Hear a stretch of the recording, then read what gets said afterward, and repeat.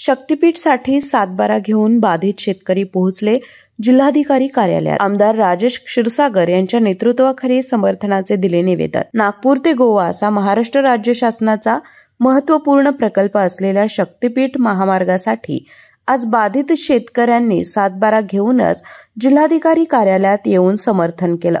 राज्य नियोजन मंडळाचे कार्यकारी अध्यक्ष आमदार राजेश क्षीरसागर यांच्या अध्यक्षतेखाली जिल्हाधिकारी अमोल येडगे यांच्या दालनात त्या शेतकऱ्यांनी शक्तीपीठसाठी समर्थन असल्याची भूमिका जाहीर केली. शक्तीपीठ महामार्गाच्या संदर्भात आज आमदार राजेश क्षीरसागर यांच्या अध्यक्षतेखाली शक्तीपीठ महामार्ग समर्थन समितीचे पदाधिकारी समर्थनात आलेले बाधित शेतकरी यांची जिल्हाधिकारी अमोल येडगे यांच्या दालनात बैठक संपन्न झाली.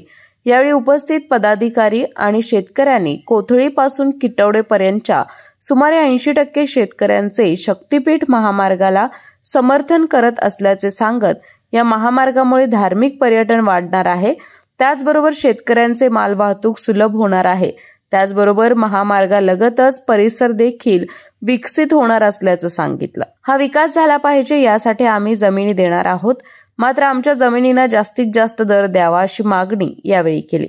जास्तीत जास्त दर दिल्यास विरोधात असणारे शेतकरी सुद्धा समर्थन करतील असंही यावेळी पदाधिकाऱ्यांनी सांगितलं. यावेळी बोलताना आमदार राजेश क्षीरसागर यांनी विरोधकांनी समर्थनार्थ असणाऱ्या शेतकऱ्यांची जमीन जात नाही असा कांगावा केला, मात्र जवळपास 80% शेतकऱ्यांचा शक्तीपीठ महामार्गाला समर्थन असल्याचं स्पष्ट होतंय.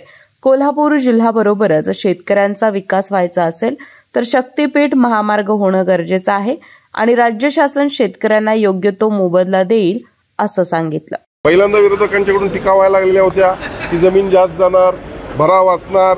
त्यानंतर तिसरा मुद्दा काही उपस्थित केला गेला. हे मुद्दे खोडून निघाले. ज्या वेळेला शासनानं सर्व शेतकरी बांधवांना त्या ठिकाणी DPR दाखवला किंवा प्रेझेंटेशन दिलं त्यावेळी हे मुद्दे नव्हतेच. आता ते मुद्दे संपले म्हटल्यावर प्रत्यक्ष पर्सनल लेवलवर काही खालच्या पातळीवर घसरण्याचा या ठिकाणी या समितीतील लोकांनी प्रयत्न केला, पण हे सर्व आपल्याला हिताचं नाही आहे, जिल्ह्याच्या हिताचं बिलकुल नाही आहे. माझं आव्हान आहे त्यांना की आज देखील आपण पहा शासनाची भूमिका आज शेतकऱ्यांना कळती. शेतकऱ्यातला एक प्रतिनिधी की ज्यांना शासनाला या कोल्हापूर जिल्ह्याला या शक्तीपीठ महामार्गाचा काय फायदा बोलून त्यानं दाखवलं. राजकारण करून आपण कुठपर्यंत राजकारण करणार आहोत. आणि म्हणून माझं त्यांना आव्हान आहे. आज या ठिकाणी खरं म्हणजे शिरोळ तालुक्यातूनच जास्त या ठिकाणी शेतकरी आहेत. 80% लोक शिरोळ तालुक्यातून सह्यातून आलेले आहेत, त्यांची सातबारे आलेले आहेत. म्हणून शिरोळ तालुक्यातील देखील नेत्यांनी विचार केला पाहिजे की प्रत्येक गोष्टी जर आपण विरोध करत राहिलो तर आपल्याबरोबर लोक राहत नाहीत. आणि त्यामुळं आपल्याला कोल्हापूर जिल्ह्याच्या विकासापर्यंत न्यायचं आहे, शेतकऱ्यांना विकासापर्यंत न्यायचं आहे. या ठिकाणी इंडस्ट्रीज असतील, शेतकऱ्यांच्या मालाला भाव असेल, शेतकऱ्यांना एक चांगल्या पद्धतीने त्यांचं जीवनमान सुधारायचं असेल तर या ठिकाणी शक्तीपीठ महामार्ग अत्यंत महत्त्वाचा आहे. शासन निश्चितपणे मी सांगतो शेतकऱ्यांच्यावर अन्याय होऊ देणार नाही. त्यांच्या या शेतीला योग्य तो आणि चांगला भाव देण्याची मला खात्री आहे. यावेळी जिल्हाधिकारी कार्यालयात येत असताना शेतकऱ्यांनी जोरदार घोषणाबाजी करून शक्तीपीठ महामार्ग होण्याला समर्थन दिलं. या बैठकीला शिवसेना जिल्हाप्रमुख सुजित चव्हाण, समर्थक शेतकरी समितीचे अध्यक्ष प्राध्यापक दौलतराव जाधव, माजी महापौर राजू शिंगाडे, नवनाथ पाटील, आनंदा धनगर, भीमराव कोतकर, सचिन लंबे, सतीश मानगावे, वासंती हराळे, रुक्मिणी माने, नीता पाटील, सविता माने, रुचिला बाणदार, वसंत पिसे, चंद्रकांत माने, अमोल मगदूम, धनपाल आळते, रोहित बांदर, राजू जमादार यांच्यासह शेतकरी मोठ्या संख्येने उपस्थित होते. डॉक्टरांनी ऍडमिट होण्याचा सल्ला दिलाय, पण स्पेशल रूम परवडत नाही. मग टेन्शन घेऊ नका.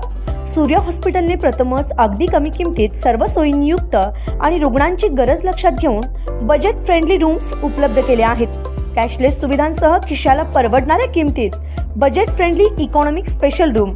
पत्ता कोंडावळ चौक, लक्ष्मीपुरी, कोल्हापूर. संपर्क 9822 63 54 69.